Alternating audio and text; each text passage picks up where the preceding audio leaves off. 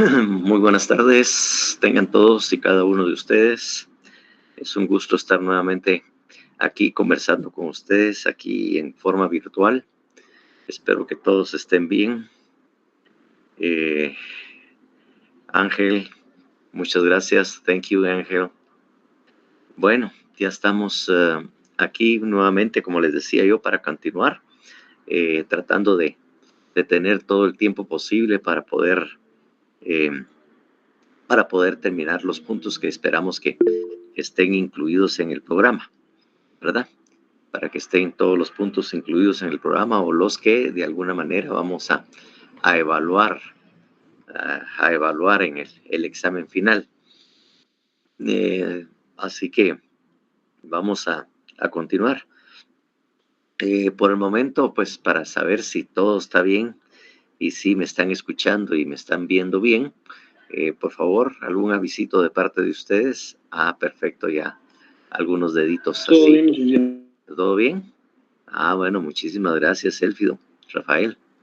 Entonces, muchísimas gracias. Entonces, estamos ahí.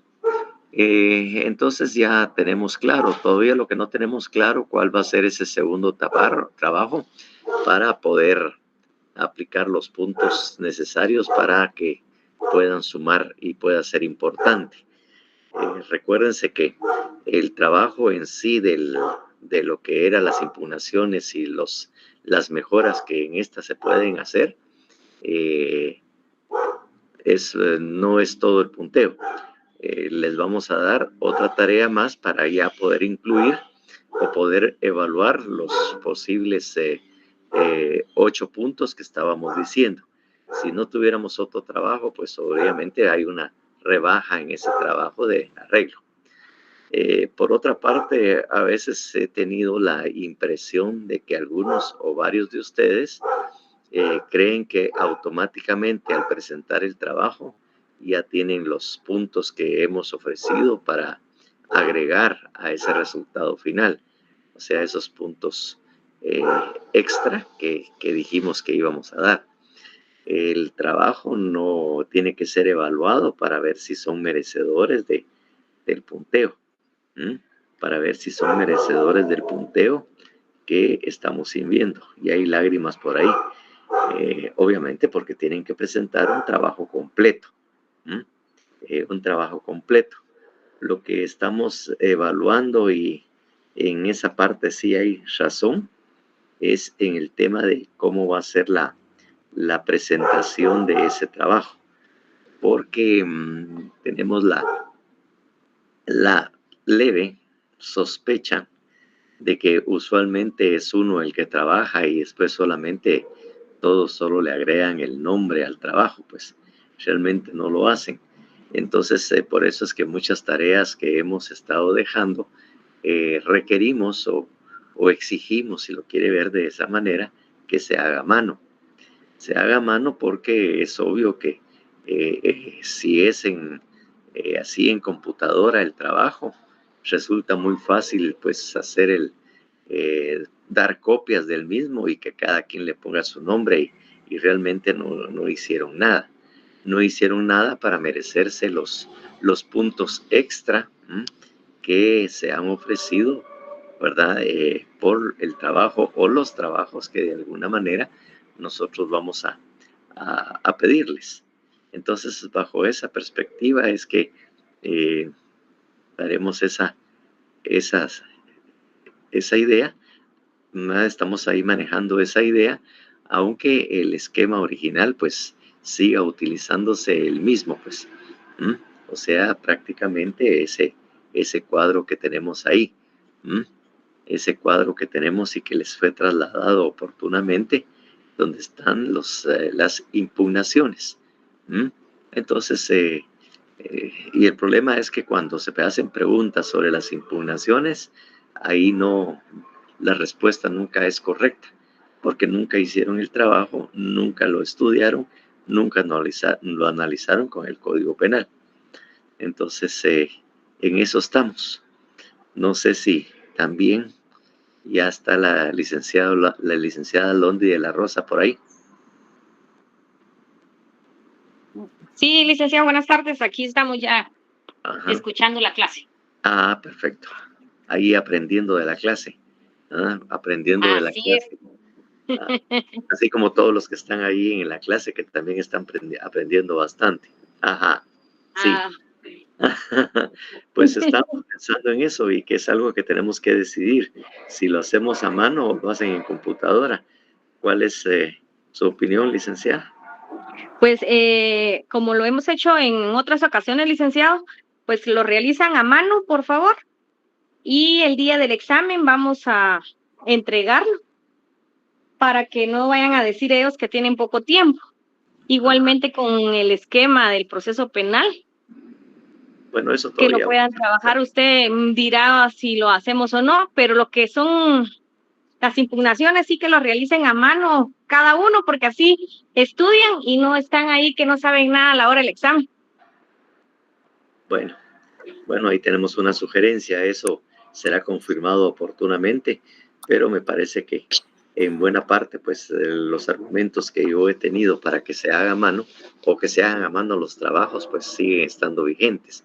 Ya la experiencia con estos añitos que he dado clases, pues ya sabemos cuáles las malas costumbres o buenas costumbres o vivezas, si podemos decirlo a eso, que tienen los estudiantes para conseguir los puntos, pero sin mayor esfuerzo. Entonces eso es lo que a veces nos obliga a nosotros a ser un poco más exigentes. Ustedes dicen, ala, qué cansado es estar escribiendo todo eso a mano, pero se es precisamente porque varios de ustedes o muchos de ustedes definitivamente no tratan de esforzarse lo menos, trabajar lo menos y siempre ganar más, ¿verdad? Entonces, bueno, eso les avisaremos precisamente para que tengan el tiempo necesario para poder elaborarlo. Y creo que la idea de hacerlo a mano pues tiene un alto porcentaje de, de aprobación y creo que así lo vamos a concluir. Así es como vamos a tener que hacerlo para, como les dije ya, tratar de evitar que no estudien. Realmente no es ponerles más tarea, sino hacer, o como quien dice, va, pónganlo de esta manera, pues obligarlos, coaccionarlos a efecto de que estudien, que analicen, que lean su código y trasladen esa información al esquema. ¿Mm? Entonces, eso es lo que estamos haciendo. Posiblemente dirán ustedes, ah, la pura lata, que esto, que el otro, pero la verdad es que eh, no se logra el objetivo que nosotros esperábamos. Esperábamos de que realmente aprendan o sepan lo relativo a las impugnaciones y todos los datos que cada uno tiene. ¿Mm? Entonces, por ese lado, pues definitivamente eh, es donde tienen más, o sea, tiene más importancia el que se haga a mano tal y como estábamos pensando. Entonces, bueno, por ahí veremos. Bueno, mientras llegamos también a la conclusión del otro trabajo en cuanto al tema del proceso penal, tenemos dos opciones, pero bueno, ahí lo vamos a ver. Mm, Dos opciones en cuanto a la presentación de un mismo trabajo. Entonces ahí vamos a ver qué hacemos precisamente. Bueno, entonces para mientras esas decisiones se llevan a cabo, recordemos de que estábamos platicando sobre las disposiciones respecto al juicio de debate, ¿verdad? Que esas disposiciones que se vuelven muy importantes, ¿verdad? Y que deben de tomarse en cuenta para el debate. ¿Mm? Entonces, eh,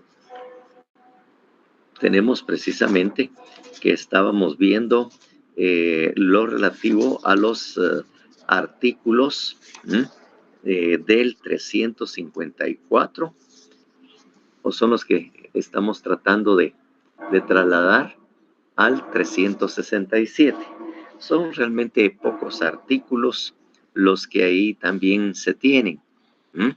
Son pocos los artículos que también ahí se están regulando. al respecto de cuáles son esos principios y qué debemos observar como participantes cuando participemos precisamente en el juicio o debate, que eso definitivamente ya lo tenemos. A efecto de esto, ya hemos visto lo relativo a lo que era la inmediación, la actitud que debe asumir o que es respecto al acusado y respecto a la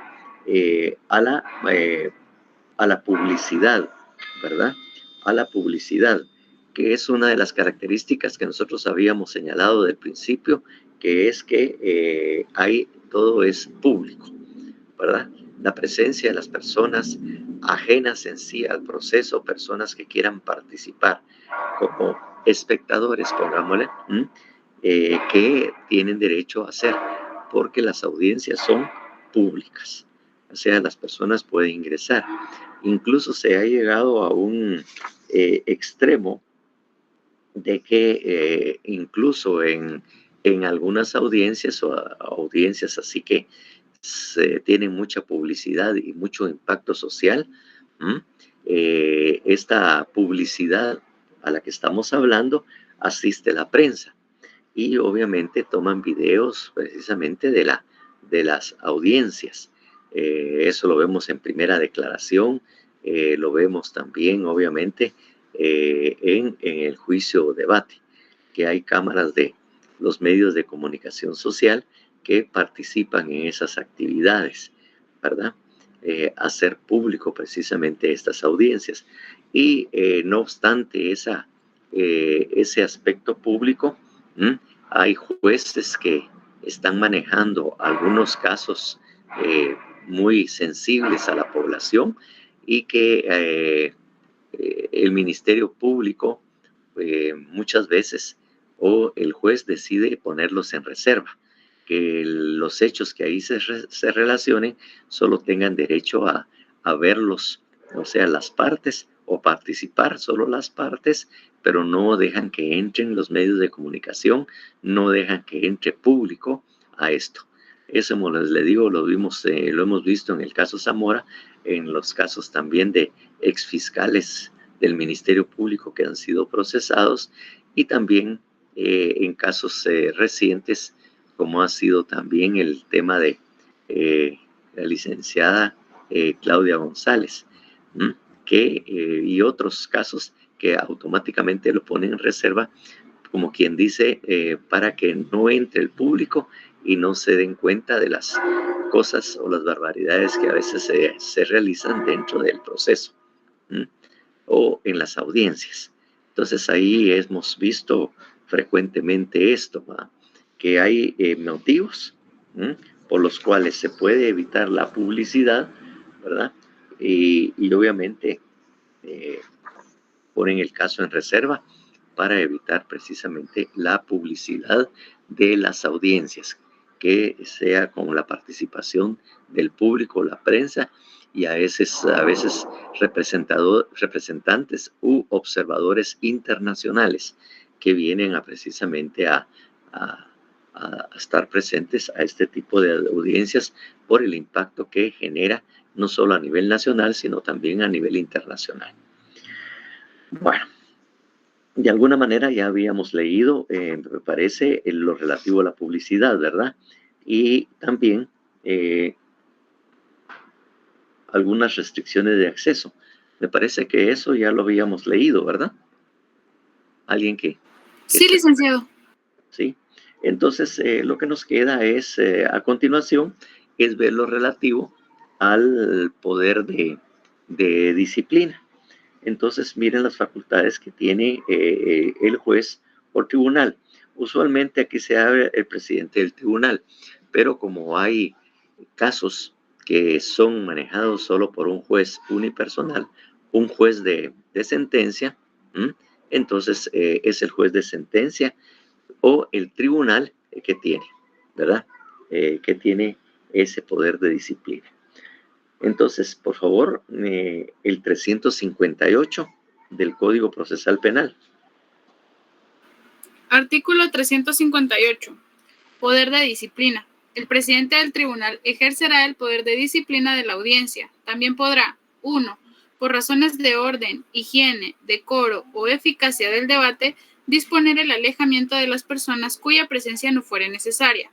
2. Corregir en el acto, con arresto hasta de 5 días o multa, las infracciones que se cometan sin perjuicio de expulsar al infractor de la sala de audiencia. La medida será dispuesta por el tribunal si el infractor fuere el representante del Ministerio Público, el acusado, el querellante, las partes civiles o sus mandatarios. Si los expulsados fueren el Ministerio Público o el defensor, forzosamente se procederá al nombramiento de sustituto. Si fueran las partes civiles o el querellante, podrán nombrar sustituto y, si no lo hicieren, se tendrá por abandonadas sus intervenciones. Si fuera el acusado, la audiencia continuará con el defensor. Bueno, pues miren la disciplina que tienen, que puede precisamente expulsar o imponer de alguna manera sanciones dentro de la audiencia, ¿verdad? Poder corregirlos, imponer multa, arrestos, a efectos de que se mantenga el orden en la sala. Y que incluso en un momento determinado, si hay mucho problema y no se obvia, puede también, de alguna manera, pueden expulsar al público o la presencia en esa audiencia. Pueden llegar a esos niveles. Entonces, eso es los poderes de disciplina, ¿verdad? Que se dan dentro del marco de lo que son las audiencias. ¿Cuáles son los deberes o las obligaciones que tenemos o que tienen los asistentes? El 359, por favor. Artículo 359. Deberes de los asistentes. Quienes asistan a la audiencia deberán permanecer respetuosamente y en silencio mientras no estén autorizados para exponer o deban responder a las preguntas que se les formulen. No podrán llevar cámaras fotográficas, videos o grabadoras, armas u otros elementos aptos para molestar u ofender, ni adoptar un comportamiento intimidatorio, provocativo o contrario al decoro, ni producir disturbios o manifestar de cualquier modo opiniones o sentimientos. Sí, entonces ahí es en cuanto a los asistentes. Hubo un momento en que a veces las personas que están en la audiencia, que es el público, a veces expresan sentimientos o de alguna manera manifiestan rechazo. Eso ya lo hacen menos, ya han sido muy restrictivos, porque a veces cuando se tomaba una decisión o no les parecía, y bullas así de ese tipo, entonces hacían que el juez llamara al orden y les dijera que se mantuvieran en silencio, porque si seguían escandalizando o haciendo esas formas de expresión, incluso iba a ordenar que fueran expulsados de la audiencia, y esa se iba a realizar solamente con las partes. Entonces eso es lo que en algún momento. Incluso ven ustedes que las cámaras fotográficas, Mayra Alejandra. Licky, así como usted dice que pueden ingresar las personas a ver lo de la audiencia, también el acusado puede decir que no desea que ellos estén ahí, o eso solo lo puede decir el juez. Bueno, eso es la decisión del juez. Puede ser, porque en algunos casos se ha dado de que el Ministerio Público y a veces el creyente adhesivo manifiesta al juez que solicita que esta audiencia, por favor, se hace en forma reservada, en el cual no estén presentes tales y tales personas, porque causan mucho daño y son ofensivos por hacer las publicaciones. Eso se ha visto con alguna frecuencia para evitar la entrada de la prensa y los observadores internacionales que ha acusado el Ministerio Público de estos aspectos. Por ejemplo, en estos casos donde, por ejemplo, el caso Zamora, el periodista que han querido entrar, en el de Claudia González también lo han hecho y lo han pedido expresamente, y el juez, que es, es el Jimmy Bremer, que de alguna manera también está en la lista de los famosos a nivel internacional, ¿verdad? Ha compartido el mismo criterio y por esas razones no ha dejado entrar muchas veces a los observadores internacionales y muchas veces ha expulsado a la prensa porque dice que han expresado opiniones muy ofensivas, así como las declaraciones que han prestado estos representantes de organismos internacionales para no obtenerlos. O sea, él se lo piden al juez las partes para que él resuelva y él tome este tipo de decisiones, ¿verdad? Realmente lo que no quieren es que sepan cuál es la actitud y qué es lo que están haciendo o diciendo y que muchas veces resuelven sin fundamento, pero sí lo hacen de esa manera. O incluso a veces, o la mayor parte de las veces, las salas que están estrictamente en algunas tribunales de sentencia son pequeñas. Entonces lo que resultan diciendo dice que bueno, es que lamentablemente el tamaño de la sala no es apto para que ingrese mucha gente. Solo pueden estar las partes, sus abogados, pero realmente no caben. Es otra forma de evitar precisamente la presencia del público, alegando precisamente el tamaño de la sala que no es apta o no puede considerar el ingreso de otras personas.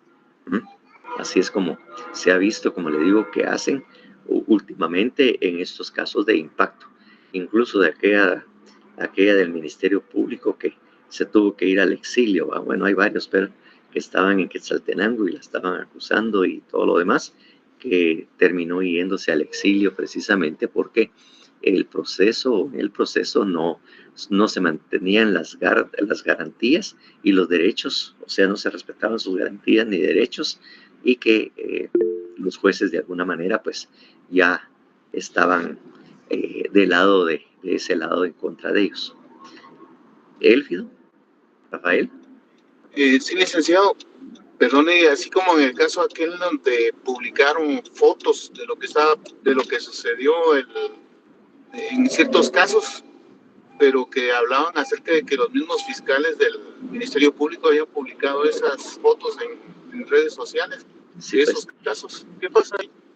Mire, de eso, como lo hacen en forma anónima, alegan que ellos no tienen nada que ver. Es aquella publicación que se llama del Yes Master, aquel que parece de aquello de ¿cómo se llama? Es la película. El de las guerras de las galaxias. Sí, Darth Vader, ¿verdad? Que tienen la imagen de Darth Vader y resulta que ellos publican en esa página resoluciones en forma burlesca o se burlan precisamente de las personas, ¿verdad? Que han sido señaladas, indicadas y todo. Y suceden fenómenos extraños porque no se ha salido de la sala de audiencias en donde se han tomado las decisiones y ya está publicando qué es lo que sucedió y en forma burlando dice, miren, ya cayó, esta va a quedarse detenida, el juez no aceptó. Y entonces todos dicen, bueno, ¿y estos cómo lo saben? Si supuestamente en la audiencia solo están los que están, los abogados, las partes, o sea, el acusado, el querellante, y cómo es posible que ya están enterados. Y aún ni siquiera hemos salido, digo porque lo he vivido, hemos salido de la sala y ya inmediatamente llegan con comentarios los que están ahí, los amigos, dicen, miren, ya publicaron, ya dijeron que no habían dado la libertad y que no habían hecho tal cosa inmediatamente. Entonces ahí es donde nosotros creemos que posiblemente hay participación o se ha señalado que hay participación del Ministerio Público de alguna manera y que esa página está creada precisamente en forma anómala o así a escondidas y que el Ministerio Público es en el fondo uno de los creadores de esa página. Eso es lo que ha pasado. Pero bien, son muchas cosas que se les podría contar sobre esto, pero no, porque al final de cuentas realmente enoja, da cólera lo que hacen precisamente en estos casos, pues. Y, y bueno, y toda la cuestión. Y bueno, hay cosas que por ejemplo, este Jimmy Bremer, a pesar de todos los señalamientos y lo que sale en la prensa respecto a él y todo, les cuento, él da clases ahí en la facultad y da también procesal penal 1 y da procesal penal 2. Así que, por un lado lo están discutiendo y por otro lado, en la facultad pues se está dando clases, ¿ya? Así es como suceden las cosas, ¿verdad? ¿Ya? En estos casos. Bueno, a ver si no les toca a ustedes como profesor para que aprendan todas esas cosas. Bueno, entonces, incluso en el siguiente semestre, vamos a ver, en el séptimo semestre, que es cuando se mira procesal penal 2, él está en mi coordinación. Y en un momento determinado, cuando él no sabía que yo era el coordinador de ese semestre, llegó a firmar asistencia y se me queda viendo, como que nos conocemos, ¿verdad? Sí, le dijo, con todas las resoluciones que ha estado y con todo lo que me ha estado atacando en el caso, le digo, de Claudia González, le dije. Solo se sonrió y se retiró. Bueno, en todo caso, pues ahí, así estaban las cosas ahí en la facultad. Bueno, para seguir más adelante, entonces miremos precisamente el artículo 360. Esta continuidad y suspensión es bastante importante y tiene una base técnica por las cuales definitivamente eso está regulado de esta manera. Entonces, vamos a leerla y haremos las explicaciones al respecto. Pero le digo, tiene una base real, técnica, podríamos decir, no necesariamente científica, pero sí hay razones y motivos bien fundados como para tener esto. Algo así. Hay que aprender a hacer de las cosas, pero lo que pasa es que cuando ya están así manejados, incluso hay jueces así como los que ya están señalados y que ya están en la prensa muy seguido.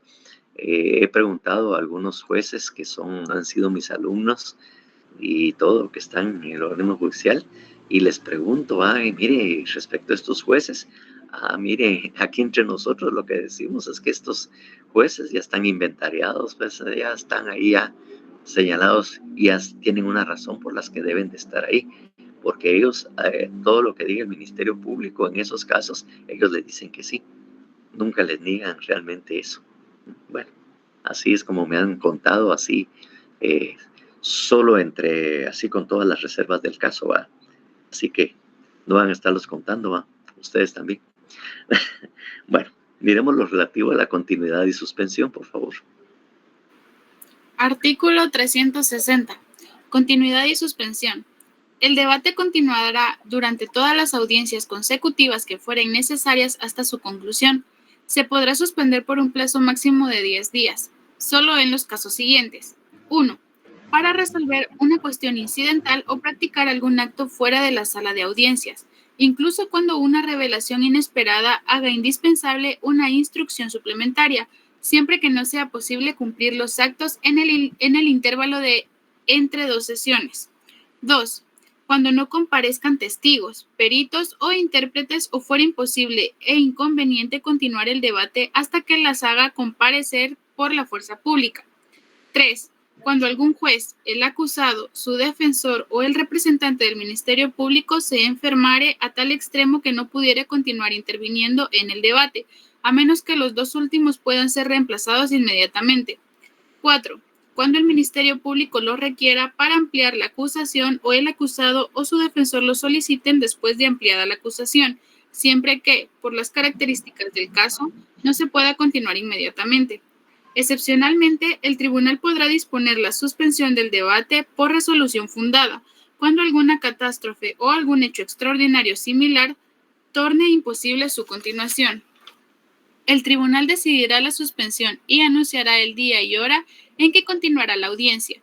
Ello valdrá como citación para los que deban intervenir.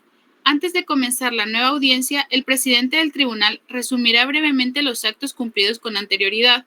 El presidente ordenará los aplazamientos diarios, indicando la hora en que se continuará el debate. El presidente cuidará que el debate no se prolongue más allá de la jornada de trabajo. Ordenará los aplazamientos diarios, indicando el día y la hora en la cual continuará el mismo, salvo excepciones objetivamente calificadas por el tribunal. Bueno, entonces ahí están las normas en cuanto a la continuidad y suspensión. Muchas veces las horas hábiles de los casos se prolongan mucho más allá.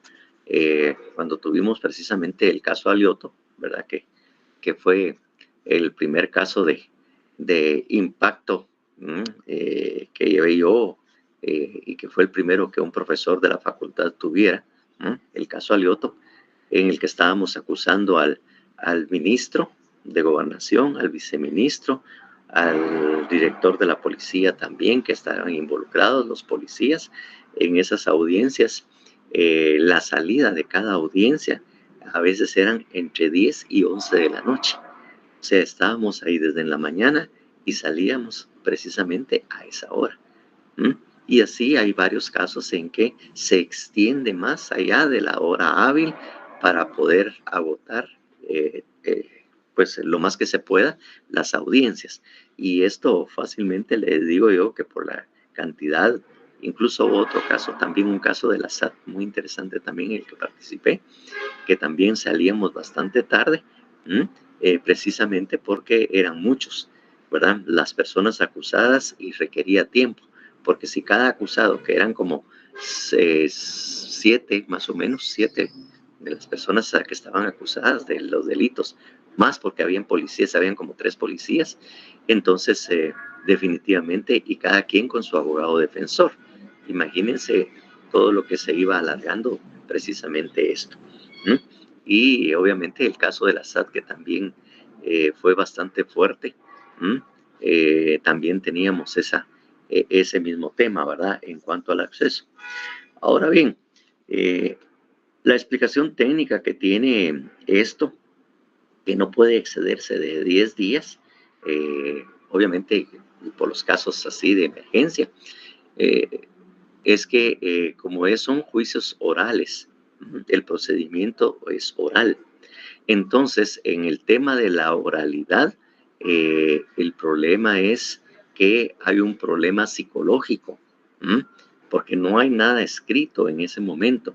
Automáticamente lo que nosotros podemos ver, observar y oír en la audiencia es lo que tenemos que tener en cuenta para alegatos posteriores, para eventualmente los jueces dicten una sentencia, para fijar la posición que tanto el Ministerio Público como los abogados defensores tienen respecto al caso. Y lo que pasa es que como son orales, hay un tiempo ya determinado psicológicamente para que la gente o las personas podamos olvidar o cambiar la impresión que nos dio lo que estamos escuchando del testigo o la declaración de uno de los indicados. Entonces, más de 10 días, nosotros empezamos a tergiversar y perder objetividad sobre lo que nosotros estamos observando en la sala, que es lo que no se debe de perder, porque uno va tomando nota, va haciendo algunas tomas, pero esa objetividad y lo que percibió en ese momento, que es psicológico, entonces uno lo pierde. Recuérdense que cuando se valora la prueba, uno de esos elementos es la experiencia, la psicología, la experiencia que se tienen sobre esos hechos y obviamente la relación del hecho con lo que se está declarando. Esos son los elementos que tienen que determinarse. Bueno, también la lógica, se me había olvidado, son elementos que van incorporados a lo que es la valoración de la prueba o la valoración de lo que se está haciendo o de los hechos que se están realizando. Entonces, todos esos elementos, incluyendo la psicología, hace que muy fácilmente nosotros podamos cambiar la actitud o empecemos a entrar a lo que nosotros estamos observando de manera objetiva a darle, a incorporarle elementos subjetivos. ¿Mm? Y entonces eso hace que ya tengamos otra perspectiva u otra imagen o decisión sobre los hechos que se están sucediendo. Entonces, más de 10 días, pues fácilmente podemos olvidar algunos aspectos que en ese momento nos pudo haber causado impacto y empezamos a ingresar aspectos subjetivos como, ay, pobrecita, pero es que miren tal cosa, entonces se pierde toda la objetividad de la audiencia. Entonces, psicológicamente, eso ordena o eso es determinado por puntos de vista o aspectos de carácter psicológico en aquellos que estamos participando. ¿Mm? Entonces, eso hace que se ponga y se regule precisamente este tipo de cosas, ¿verdad? Y como también los tribunales o los juzgados de sentencia tienen bastante trabajo acumulado, tienen tanto trabajo acumulado que muy difícilmente las audiencias pueden ser día tras día. Entonces muchas veces se termina la audiencia el día de hoy y posiblemente se estuvieron 3 horas o un poco más o uno menos, porque ya tiene una audiencia a la siguiente hora, ¿verdad? O después va a tener otra audiencia, hace que se interrumpan, señalan una audiencia y hay juzgados que lo llevan a la interrupción para estar dentro de los límites legales dentro de 8 días o 9 días. Entonces eso hace que los tiempos se vayan estirando un poco en esas audiencias, pues, y que obviamente pueda suceder esto. Un caso extremo que nos sucedió en un caso que estábamos llevando, y esto era por parte de los, era un caso en el que estaba, de alguna manera, yo estaba acusando por parte de uno de los ingenios azucareros, por la actitud que había asumido un jefe de seguridad de ese ingenio, que estaba haciendo unas cosas que realmente no correspondían, ¿verdad? Entonces lo que pasó es que la audiencia se señaló para el 9º día. Cuando llegamos a la audiencia, todos listos y dispuestos, nos dijeron que teníamos un inconveniente y ¿cómo se llama? La audiencia en ese momento se iba a suspender y que teníamos que regresar mañana a la misma hora para ver qué había sucedido. Y es que uno de los jueces o uno de los integrantes del tribunal de sentencia había tenido una emergencia médica porque era diabética. Y el día anterior o 2 días antes o el día anterior la habían tenido que sacar del tribunal de emergencia porque se la llevaron inmediatamente al hospital porque había tenido un problema, no sé si con el problema de la diabetes que tenía y que obviamente tuvo que ser trasladada de emergencia al hospital porque estaba cayendo en un estado bastante crítico y grave. Entonces tuvo que ser trasladada y obviamente pues no había podido regresar para incorporarse y que al día siguiente que se cumplieran los 10 días, ¿verdad? Obviamente pues se tomarían las decisiones y que probablemente o seguramente iban a ser de suspender precisamente el juicio o debate. Y para lo peor es que nosotros ya casi lo habíamos terminado. Ya habíamos tenido casi unos 20 días de audiencias, así, en varios tiempos que se habían hecho, y ya prácticamente estábamos casi en la última parte de lo que era el juicio o debate. Total que hubo que suspender la audiencia y se fijó nuevamente, después la integraron con un juez suplente y todo, pero eso nos llevó otra vez a reiniciar o empezar desde el principio el juicio de debate correspondiente. Imaginen ustedes todo eso lo que puede pasar, simplemente por el cumplimiento de esta norma 360 y a los extremos que puede llegar precisamente en ese caso. Ya no pudimos continuarla y cuando ya estaba el juez suplente y ya estaba integrado el tribunal, se fijó nuevamente la audiencia, y de eso no tardó menos de un mes, ¿verdad? Y empezamos de nuevo cuando ya estábamos muy próximo a terminar.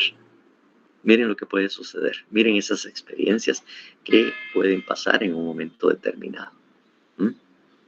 Entonces, esto es el motivo precisamente por lo cual se determina lo que es la continuidad y suspensión que se deben de dar y por cuáles son los aspectos técnicos y psicológicos por los cuales después de 10 días no pueden continuarse porque se pierde precisamente o se olvida con mucha facilidad los hechos o lo que en ese momento pudimos observar y nosotros evaluamos automáticamente.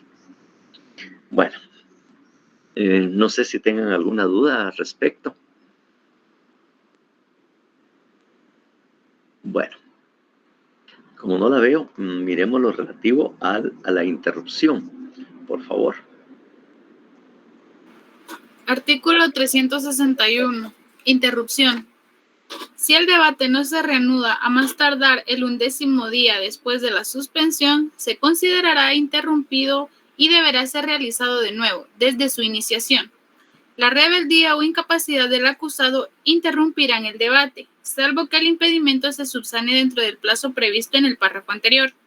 No se entenderá afectada la continuidad del debate cuando se hubiese suspendido o interrumpido por el planteamiento de acciones de amparo o de acciones, excepciones o incidentes relativos a la inconstitucionalidad de una ley. El tribunal de sentencia deberá resolver el asunto principal dentro de los 5 días siguientes de quedar firme la cuestión planteada o de recibida la ejecución correspondiente en su caso. La ejecutoria en ese respectivo correspondía en su caso.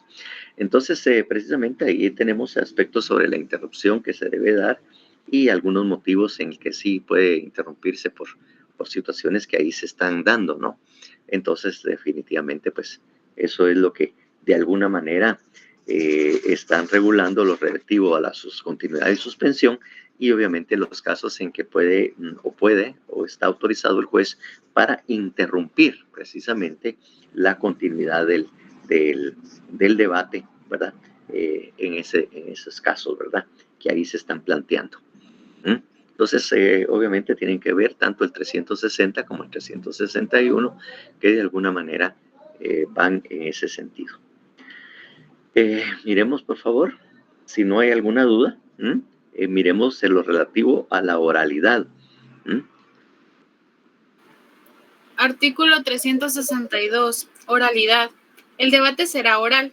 En esa forma se producirán las declaraciones del acusado, de los órganos de prueba y las intervenciones de todas las personas que participan en él. Las resoluciones del tribunal se dictarán verbalmente, quedando notificados todos por su emisión, pero constarán en el acta del debate. Asimismo, también podrá proceder de acuerdo al párrafo 3º del artículo 142 de este código en lo que fuera aplicable. Quienes no pudieran hablar o no lo pudieran hacer en el idioma oficial formularán sus preguntas o contestaciones por escrito o por medio de intérpretes, leyéndose o relatándose las preguntas o las contestaciones de la audiencia. El acusado sordo y que no pudiera entender el idioma oficial deberá ser auxiliado por un intérprete para que le transmita el contenido de los actos del debate. Asimismo, también podrá procederse de acuerdo al párrafo 3º del artículo 142 en lo que fuere aplicable. Bueno, de esto, de alguna manera, cuando vimos lo relativo a la audiencia y obviamente ejercer la defensa que la persona tenía que hacer, ya habíamos mencionado necesariamente que la persona que tuviera precisamente fuera sordo o muda tenía que tener a la par de él un intérprete para darle a conocer y saber qué era lo que estaba sucediendo en la audiencia. Así como también el que no hablara idioma oficial, pues tenía que tener un traductor, ¿verdad? Un traductor para que le estuviera precisamente dando la información. Que eso es una característica precisamente que debe observarse sobre todo en la oralidad. Entonces, Obviamente, si lo hablamos desde el punto de vista técnica, dice la oralidad es la utilización esa de la palabra como medio de comunicación entre partes y el juez, como medio de expresión de los testigos y peritos. Más que un principio, es el instrumento mediante el cual se garantiza la efectiva vigencia de la inmediación y la publicidad. Principios básicos del derecho procesal penal. Si se usa la palabra, necesariamente las partes deben de estar presentes, la inmediación, y se estarán expresando a través de un medio de comunicación fácilmente controlable por terceros, publicidad. Si bien el código busca a lo largo del proceso favorecer la oralidad sobre la escritura, ello se acentúa en el momento del debate. Entonces, eso, aunque en el 142 también de alguna manera lo habíamos visto, ¿no? Cuando vimos lo relativo a precisamente ejercer la defensa o qué se hacía, pues miremos el 142, por favor.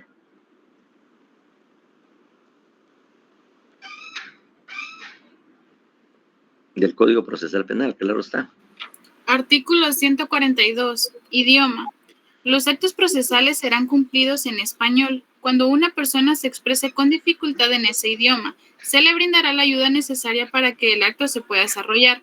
La exposición de personas que ignoren el idioma oficial o a quienes se les permita hacer uso de su propio idioma, de un sordomudo que no sepa darse a entender por escrito, y los documentos o grabaciones en lengua distinta o en otra forma de transmisión del conocimiento, solo tendrán efectos una vez realizada su traducción o interpretación según corresponda. Los actos procesales deberán también realizarse en idioma indígena y traducidos al español simultáneamente. En este caso, las actas y resoluciones se redactarán en ambos idiomas. Miremos el 133 para recordar también ese otro aspecto, por favor. El siguiente. El 143, por favor. Artículo 143. Declaraciones e interrogatorios. Las personas serán interrogadas en español o por intermedio de un traductor o de un intérprete, cuando corresponda. El tribunal podrá permitir expresamente el interrogatorio directo en otro idioma o en forma de comunicación. Las personas que declaren no consultarán notas o documentos salvo que sean autorizadas para ello. Bueno, entonces ahí tenemos lo relativo a esto en cuanto a la oralidad y las excepciones que se tienen que hacer precisamente, ¿verdad? Y obviamente, sobre todo cuando tengamos ese problema de idiomas. Entonces, porque ustedes saben que constitucionalmente se ha reconocido la existencia de idiomas distintos al español, ¿verdad? Entonces, definitivamente, pues en esos casos, el Código Procesal Penal no podía dejar de incluir esas posibilidades. Sabemos que hay personas en el interior de la República que sí hablan el español, pero con alguna dificultad o no lo manejan del todo, solo lo básico, pues, y que obviamente en su comunidad o en el área que vive, pues muchas veces no lo necesitan para el día a día. Pero cuando ya hay una actividad oficial como un juicio, debate o casos en los tribunales, debe efectivamente, ¿verdad?, tener ese tipo de ayuda para que esté bien enterado de lo que está sucediendo, bien enterado de lo que se está preguntando, bien enterado de lo que él deba de alguna manera responder, ¿verdad? Y qué es lo que deba de contestar. Y obviamente el traductor tiene que trasladarlo al idioma español para que los jueces y las partes estén enterados de lo que él está diciendo, pues.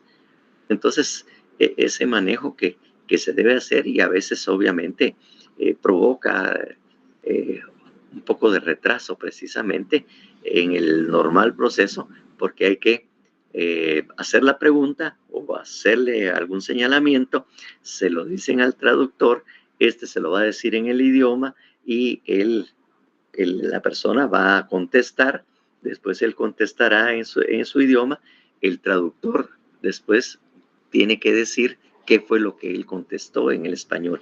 Entonces, obviamente eso genera un poco retraso y genera a veces tiempos que obviamente deben de tomarse precisamente en este caso.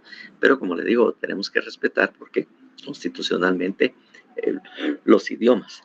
Y obviamente dirán ustedes, bueno, eso es lo que nos pasa. Bueno, y no solo pasa aquí en Guatemala, obviamente hay varios países, incluso en Sudamérica, que también se utilizan estos recursos. Por ejemplo, lo que es Perú, Bolivia, tiene también comunidades o, como les digo, indígenas, que también tienen este tipo de problemas. De alguna manera, Brasil también lo tiene porque todavía tiene algunos grupos así primitivos y todo que viven ahí por el Amazonas, y entonces siempre va a ser el problema. Pero no creamos que solo en Latinoamérica tenemos ese problema, porque, por ejemplo, en España, que ahí lo tenemos cerca, también hay varios idiomas reconocidos, pues, ¿verdad? Barcelona, por ejemplo, el catalán, eso lo explican localmente y se maneja localmente, ¿no? Eso lo tienen que hacer. Y obviamente también tienen el valenciano, también tienen un idioma muy especial. Galicia también tiene un idioma muy especial. Entonces, hay como 6 o 7 idiomas distintos al español en España que se tienen que utilizar precisamente o están reconocidos, obviamente, por España. Entonces, no creamos que solo aquí nosotros nos sucede y que también tienen que ver cómo se resuelve este tipo de cosas, ¿verdad? Incluso en procesos así de carácter político también se han dado este tipo de problemas, ¿verdad? Que también cuando hubo un caso muy importante que Barcelona estaba peleando con un presidente de su comunidad, que cuando lo llevaron a tribunales por un manejo que hizo, algunos manejos que había hecho políticamente y estaban tratando de obtener la separación precisamente de España, o que de alguna manera el tema de Barcelona es muy importante porque o la región de Cataluña, mejor dicho, ¿no? Porque ellos de alguna manera también, bueno, también los vascos también, que es un problema bastante duro, ¿verdad? Que prácticamente la guerra civil participó bastante Barcelona y de alguna manera también los vascos, porque ellos no querían que en el nuevo gobierno, ¿verdad? Se estableciera después de lo que era eh, el, el problema político que se dio después de la guerra. No querían que España fuera un estado monárquico, que no hubieran reyes, ¿verdad? Ellos querían una república española. Y eso fue uno de los conflictos que se generó precisamente con Barcelona y fueron uno de los que estuvieron muy partícipes en la Guerra Civil Española, ¿verdad? Entonces, porque ya les digo, ellos no aceptan la monarquía. Incluso oportunidad que tienen señalan de que el rey debe renunciar, porque son estados monárquicos constitucionales, ¿verdad? De alguna manera, así es como se han manejado muchos países de Europa. Pero ellos estaban muy apegados porque están bastante cerca de Francia y ellos querían una España republicana siguiendo el modelo francés, que es la República Francesa. Y ahí sí no hay reyes, no hay condes, no, esos no tienen, bueno, tienen un lugar y se les identifica, pero no tienen poder dentro del Estado. Como también lo tiene de alguna manera en Inglaterra. El rey juega un papel bastante importante en lo que es el gobierno y el Estado inglés. Entonces, son cuestiones que debemos pensar de que no solo aquí nos sucede el tema de la oralidad que tiene esos conflictos y que obviamente tienen que resolverse, ¿verdad? Que tienen que de alguna manera manejarse precisamente. Entonces, bueno, tenemos también, ¿verdad? En cuanto a algo que resulta bastante importante y se utiliza en muchos casos, no sé si quedó también claridad en lo que estaba explicando yo respecto a la oralidad y estos temas de traductores. ¿Sí? Silic. Sí, como le digo, que resulta siendo bastante importante. Bueno, ¿qué es los problemas que se tienen en la oralidad, sobre todo en lugares donde hay otros idiomas también ya aceptados y reconocidos, ¿verdad? De alguna manera. Bueno, tenemos el 363 y el 364 respecto a la lectura.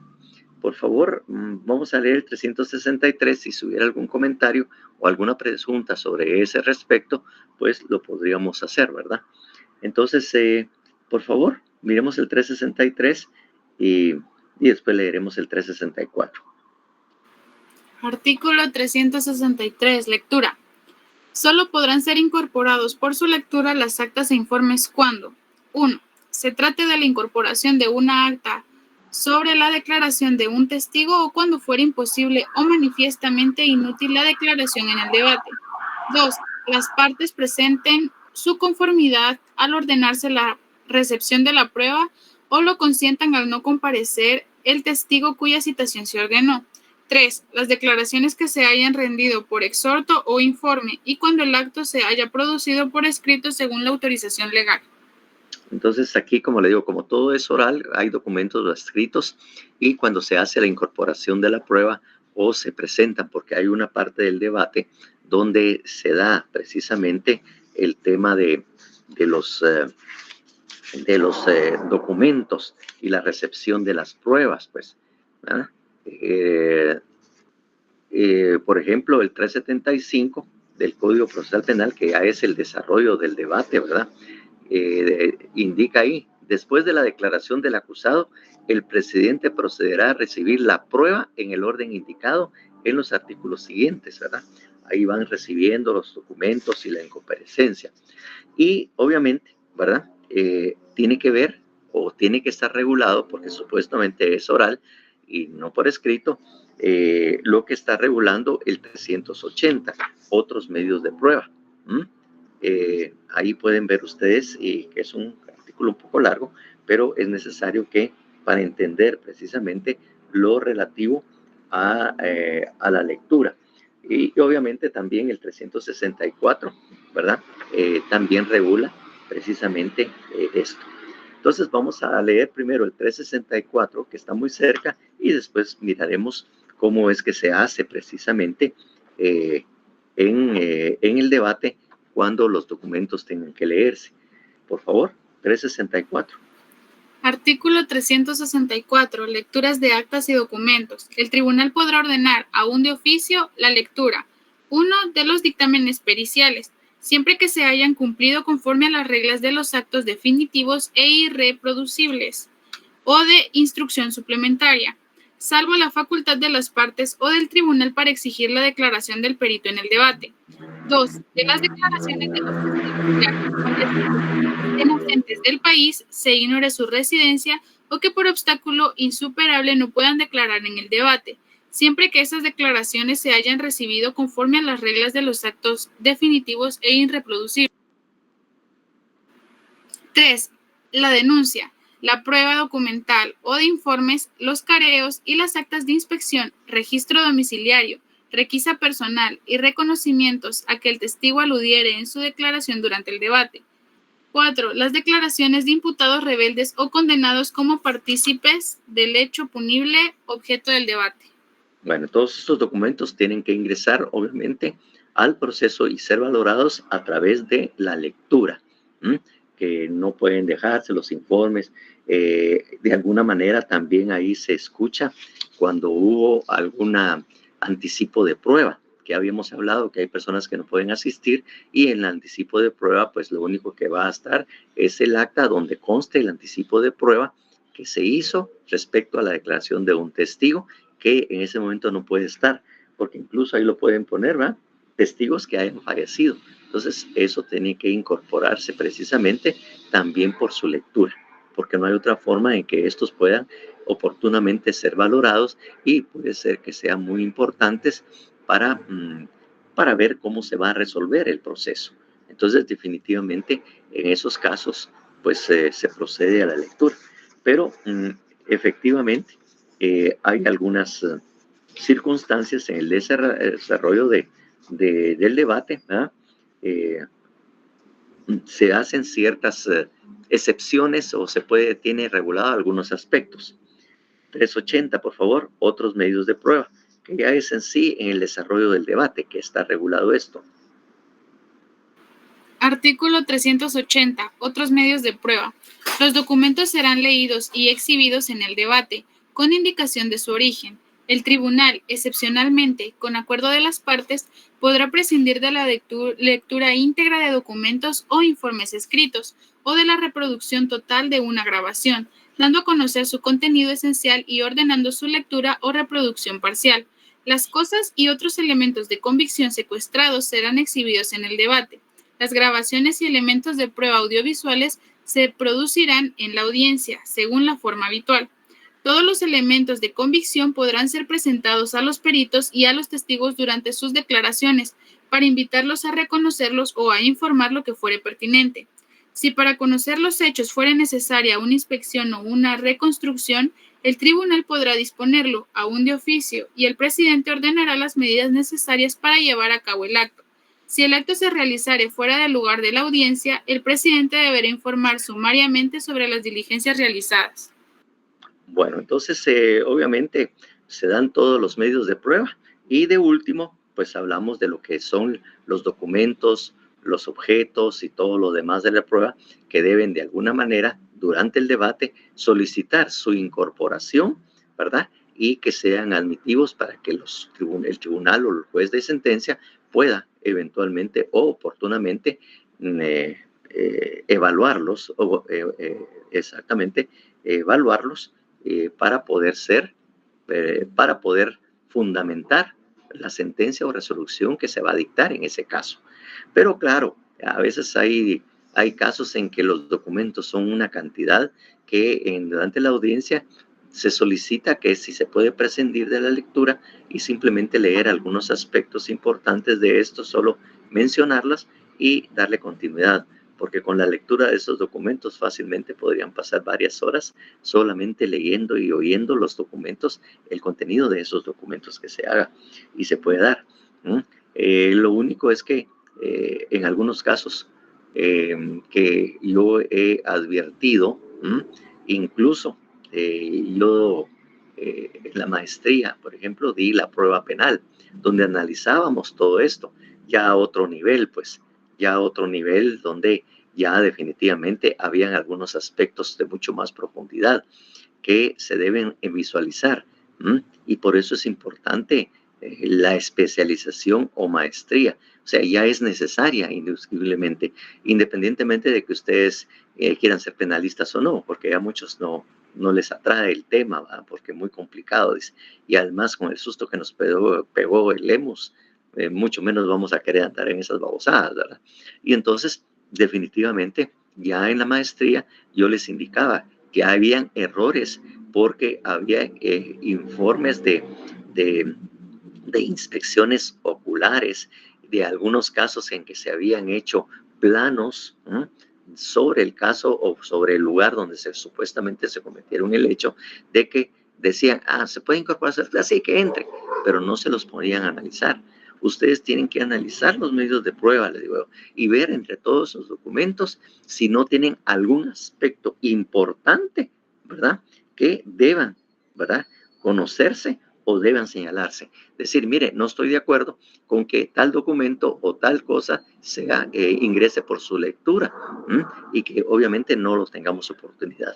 Me interesa para el hechos que se están dando o los hechos que tenemos que probar o señalar que demuestren la inocencia. Yo quisiera que estos documentos tales y tales sí se lean o que se lean tales y tales aspectos para tener un criterio y después poder hacer evaluar esa prueba, evaluar la prueba. Entonces, ahí no es simplemente decir, que se vaya todo, porque incluso habían, en un caso que yo tuve, unos planos que habían ingresado y que solo iban a pasar de hecho, se habían hecho mal, de tal manera que el lugar de los hechos no estaba siendo colocado o no estaba de acuerdo a lo que efectivamente la realidad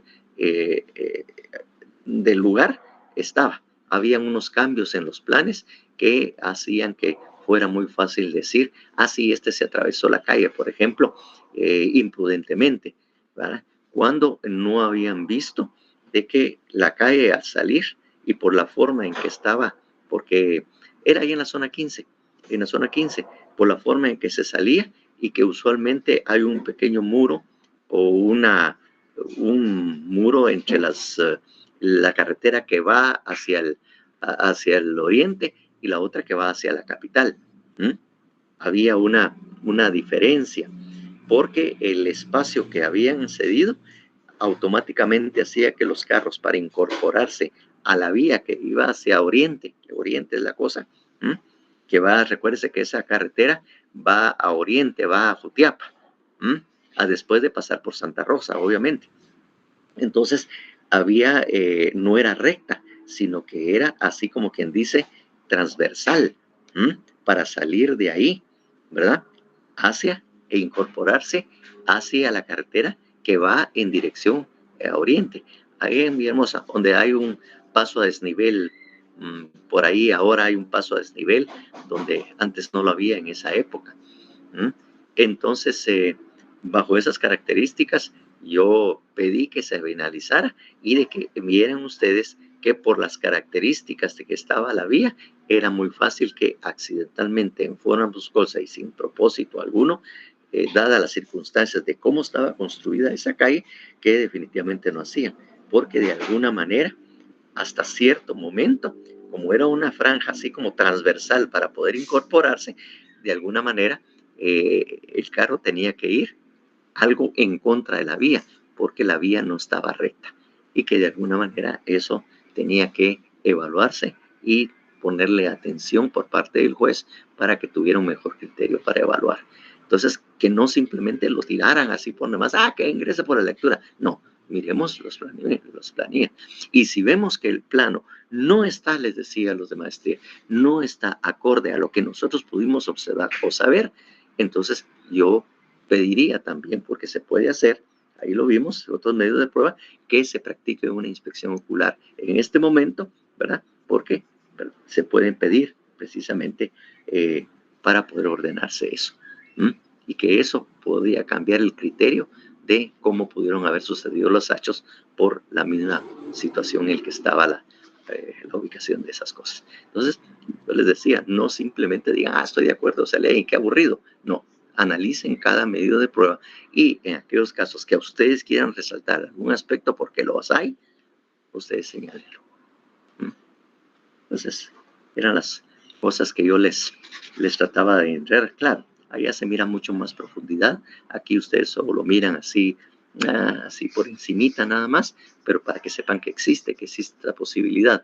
Pero allá es mucho más a fondo lo que haríamos, porque imagínense que haya un curso en maestría solo destinado a lo que es la prueba. Ese es lo que es la probatoria penal, un curso de probatorio. Derecho probatorio se le llama eso también, derecho probatorio, ¿verdad? Que la prueba penal, entonces especifica que nos vayamos a fondo.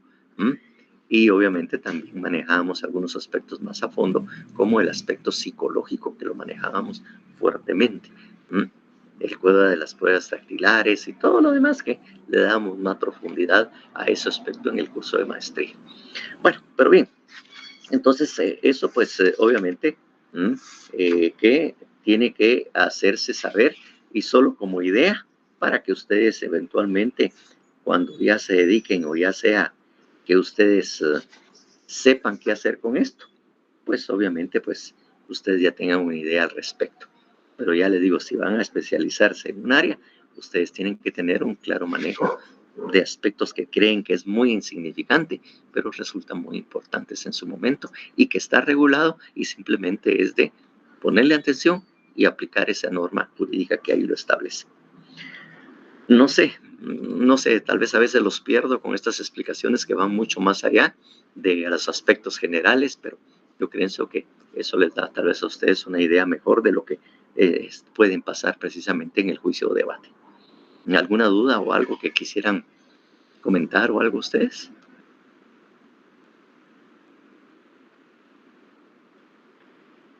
todavía estarán ahí o ya se fueron.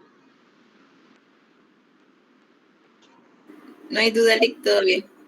Sí fue como... Todo bien, licenciado. Vieron estos Sí, aspectos. licenciado. Sí, está bien, licenciado. En lo penal uno tiene que estar bien despierto y con los ojos bien abiertos, o sea, bien a la expectativa de lo que puede hacer. En un juicio oral puede pasar cosas, pero ustedes no pueden dejar de estar muy atentos y muy claros viendo todo lo que está sucediendo para en su momento poder oponerse, ¿ah? Porque no es lo mismo presentar un escrito diciendo lo que el otro dijo por escrito o alegando lo que el otro y que tienen tiempo para mientras lo notifiquen y contestar, cuando ahí las cosas se están dando en el mismo momento y en el mismo momento usted tiene que recordar la norma, tiene que recordar la ley y oponerse o levantar la mano y decir esto. O después decir que estoy de acuerdo. Pero en lo oral, ahí sí, como dicen, se necesita mucha chispa, estar bien despierto y tener un claro manejo de la ley para saber en qué se va a fundamentar cuando usted se oponga o cuando usted solicite algo. Y como le digo, como no está nada preparado, pues las cosas suceden inesperadas. Ahí esperen lo inesperado. Ahí no es como quien dice, eso ya se sabe. No, ahí no se sabe qué va a pasar. Bueno, ese otro aspecto pues que ya lo vimos y que resulta bastante importante, sobre todo en lo que es el proceso penal y con esa posibilidad de que solo ingrese por lectura cuando no se le da importancia a algunos aspectos que sí pudieran tener mucha importancia, ¿verdad? Que pueden tener mucha importancia precisamente. No les digo en qué caso fue del accidente de tránsito porque tenía mucho que ver. En eso de tiempo estaba la DC, la Democracia Cristiana, estaba el presidente, ¿quién era? Álvaro Colón, y la esposa era Sandra Torres, obviamente la que ha querido ser candidata a la presidencia. Pues los que habían participado en el accidente y de alguna manera tenía que estar yo ahí manejándolo, era que la persona que se había accidentado y de alguna manera había fallecido era sobrina de Sandra Torres. Y yo en este caso estaba defendiendo a la persona que había, de alguna manera, había chocado con ellos, ¿verdad? Por la forma en que estaba ese proceso, en el tema del accidente de tránsito, que no dejaron de señalar que habían aspectos políticos, como era él era su sobrino, que de propósito, toda una serie de cosas y propaganda, y de alguna manera la influencia que tenía el presidente y misma Sandra Torres en el tema de ese proceso, porque eran familia de ellos. Así de alegres eran mis casos en aquella época. Bueno, que al cualquiera dice, sí, un accidente de tránsito, no, ¿cómo se llama? El impacto y el aspecto político que se manejó en eso y la publicidad que se dio a ese aspecto de bastante sonado. Bueno, miremos el artículo 365, imposibilidad de asistencia. Artículo 365, imposibilidad de asistencia. Los testigos o peritos que no puedan concurrir al debate por un impedimento justificado serán examinados en el lugar donde se hallen, por los jueces del tribunal o por medio de exhorto a otro juez, según los casos. Las partes podrán participar en el acto. Si el testigo residiere en el extranjero o por algún obstáculo imposible de superar, no pudiere concurrir al debate. Las reglas anteriores podrán ser cumplidas por medio del suplicatorio, carta, rogatoria o requerimiento, pudiendo las partes designar quién las representará ante el comisionado o consignar por escrito las preguntas que deseen formular. De igual forma, se podrán tomar la declaración a través de videoconferencia o cualquier otro medio audiovisual, conforme a las disposiciones de este código. De igual forma, el tribunal podrá decidir que las declaraciones testimoniales se realicen a través de videoconferencias u otros medios audiovisuales, desarrollándose el trámite según lo estipulado en este código. Bueno, como le digo, esa es imposibilidad de asistencia, que como le digo, si no se hizo un anticipo de prueba, esas declaraciones de testigo cuando se hacen precisamente en el extranjero, tiene que pedirlo solicitar que el organismo judicial lo solicite al Ministerio de Relaciones Exteriores para que el Ministerio de Relaciones Exteriores de allá del país que se trate lo traslade al organismo judicial para poder realizar esa audiencia de declaración de testigo cuando éste se encuentra en el extranjero. Incluso tiene que viajar un representante de Guatemala, del tribunales, para asegurar la identificación, la asistencia de ese personaje y que obviamente se da en una sala o una sala destinada o una sala de juicios de los Estados Unidos cuando se tenga que prestar esta declaración para efectos de la validez que debe tener esa declaración que se estaba diciendo a la distancia. Entonces, las preguntas que se van a hacer, como digo, se envían por escrito o puede en ese momento pues plantearse alguna duda a efecto de esto. Pero siempre está presente de alguna manera un juez de allá, de los Estados Unidos o de cualquier país que está de acuerdo a sus procedimientos, ¿verdad? Para que él de alguna manera se lleve a cabo conforme las formalidades de un juicio o debate en el país donde se esté dando esta declaración. Y obviamente para que esa persona que está presencialmente a ese representante de tribunales en Guatemala, pues pueda garantizar que efectivamente se cumplieron con todas las normas y resultados.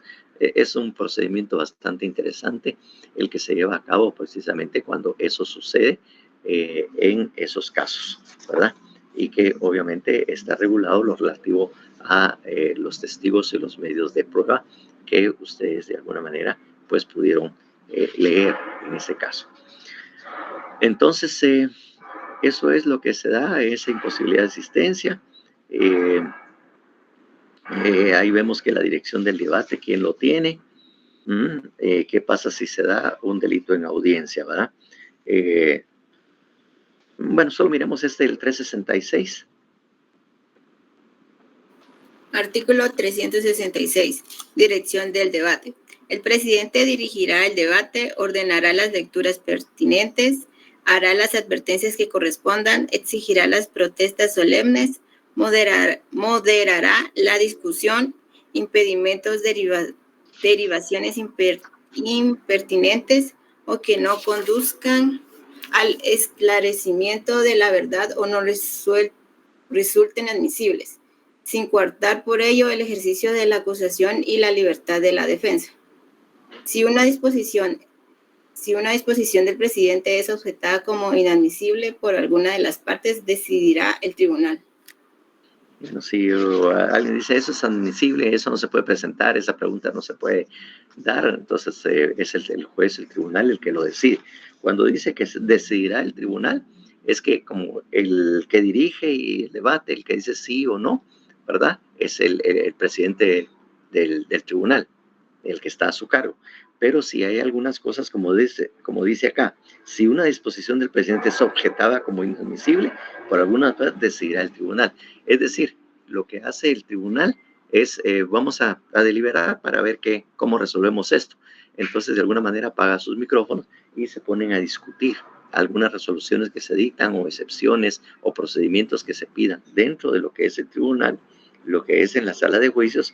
Entonces, si necesita por lo complejo de esto, necesitan que se pongan a dilucidarlo, entonces apagan los micrófonos y empiezan a discutir entre ellos y todo, y emiten la resolución con el voto favorable, obviamente, de por lo menos dos,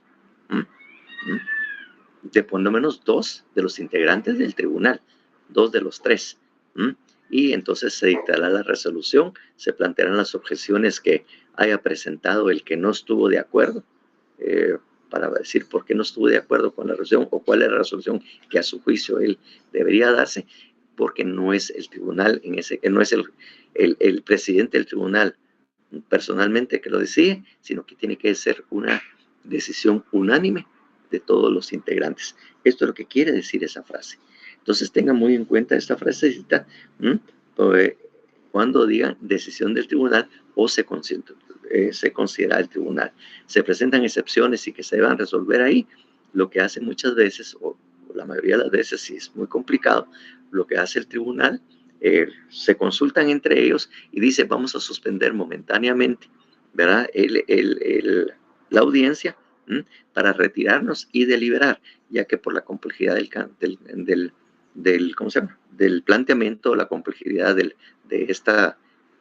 esto que se interpuso, esta excepción, pues se hace necesario pues que lo discutamos. Entonces, suspenden un momentito el debate, se van ellos, se encierran, deliberan y se ponen a discutir, y pasado el tiempo pertinente que pude haberles dado, regresan. Y entonces, bueno, señores, hemos llegado a una resolución. El tribunal ha sentado a deliberar y a discutir el planteamiento que se ha hecho por fulano tal, y en forma unánime o por mayoría resuelve tal y tal cosa. Así es como de alguna manera se manejan algunas cosas cuando no es el presidente el que tiene la única palabra, sino que necesita una resolución de todos los integrantes del tribunal, porque también se da con alguna frecuencia y alguna vez también se provoca este tipo de cosas. Y cuando ustedes provocan este tipo de reuniones y ustedes fueron los que propusieron, dice, es una seña que sí presenté algo importante, algo que sí tienen que ponerle mucho cráneo y no simplemente decir, sí, digan que no. Y como le digo, me pasó algunas veces en tribunales y ya con eso, pues, no siempre me resolvieron a favor, pero en los casos en que me fueron favorables, hubo un caso precisamente en Mazatenango, donde se retiraron los del tribunal para poder decidir que yo al inicio del debate, dentro de lo que era, dentro de lo que se le llaman, obviamente, un incidente que yo interpuse ahí y que está regulado en el 369, en todo caso, porque hay un alegato de introducción o inicial, alegatos de apertura que podemos presentar. Entonces, en ese alegato de apertura, después planteé un incidente, y ese incidente hizo que el juez o los tribunales se retirara casi por 45 minutos. Y cuando ya empieza a tardarse, quiere decir que la cosa está bastante importante. Y cuando regresó el tribunal, prácticamente pues votaron a favor del incidente que yo presenté, y en ese momento resolvieron de que dictaron un sobreseimiento. Ya no se dio el juicio o debate al que supuestamente todos íbamos. Ahí el Ministerio Público que supuestamente lo tenía todo listo. Lo que hicieron fue precisamente porque dentro de ese incidente yo solicité el sobreseimiento, toda vez que el hecho concreto y justiciable sobre los cuales se había basado el Ministerio Público para presentar como acusación era improcedente. Jamás se podía resolver por el contenido o lo que ese hecho concreto señalaba. Era de lo peor que se había presentado y que jamás el tribunal con ese hecho puede resolver en un juicio oral y público en materia penal. Entonces yo pedí el sobreseimiento, se retiraron, y cuando dieron que estaban de acuerdo con lo que había planteado, el análisis del hecho concreto y justiciable efectivamente tenía todos esos errores que debieron haber sido vistos en la fase intermedia, pero de alguna manera no se vieron, pero que en este caso, pues, realmente, como dice, porque yo les dije, van a perder su tiempo, señor juez, señor tribunal, porque no van a poder resolver de acuerdo al hecho concreto y justiciable, porque en la forma que se presentó, no están señalando como posible culpable o responsable a mi cliente, sino que están señalando que fue un objeto el que tuvo la culpa. Ahí después les voy a contar detalles porque no tenemos tiempo para perder, pero ya le digo, el hecho concreto estaba, pero hecho a la izquierda, o lo que rime con la izquierda. Y entonces ahí lo señalé todos los errores y dije yo, no van a poder resolver por la forma que se planteó, porque el hecho se lo están achacando no al sindicado, no a la persona que provocó esto, sino que se lo están provocando al arma que se disparó. El arma fue la que se disparó, por lo tanto el arma va a tener que ser declarada culpable, porque no dice él disparó o él provocó el disparo, dicen el arma se disparó, tiene vida propia. Y ¡pum! Ahí se dio el sobreseimiento precisamente. Ya faltaba de que me aplaudieran en la sala, hasta pidiéndome dirección cuando salí de la audiencia, gente dice, mire, déjeme su dirección, déjeme su teléfono, mire, cualquier cosa lo podemos llamar, ¿será que nos podemos comunicar con usted? Y viera que esas son las satisfacciones que dan precisamente los juicios orales y que no lo da ninguna otra área de derecho. Y ahí es donde usted se siente así como quien dice, uff, súper. Bueno, entonces eso es precisamente los que tenemos que ver. Y obviamente pues el delito en la audiencia, que es lo que se hace en ese momento, ¿verdad?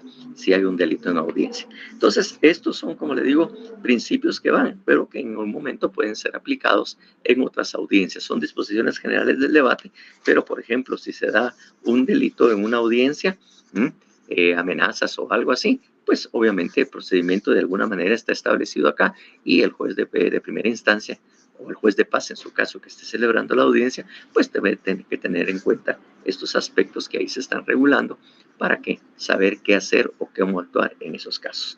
Entonces, son las 15:46, me pasé un minuto, milagrosamente, y entonces vamos a dejarlo para el próximo martes, en el que nos vamos a ver. Incluso estaba pensando en algo muy particular. El martes le digo realmente cuál es ese otro trabajo que tienen que hacer y creo que sí les va a gustar el trabajo que en este momento estoy así, maquiavélicamente, ¿verdad? Pensando, ¿verdad? Para que ustedes también lean y estudien y aprendan bastante. Muchísimas gracias, pasen buena tarde, gusto de estar con ustedes, feliz fin de semana. Feliz tarde, Lic. Feliz tarde. Feliz tarde, licenciado. Gracias. Hasta luego, licenciado.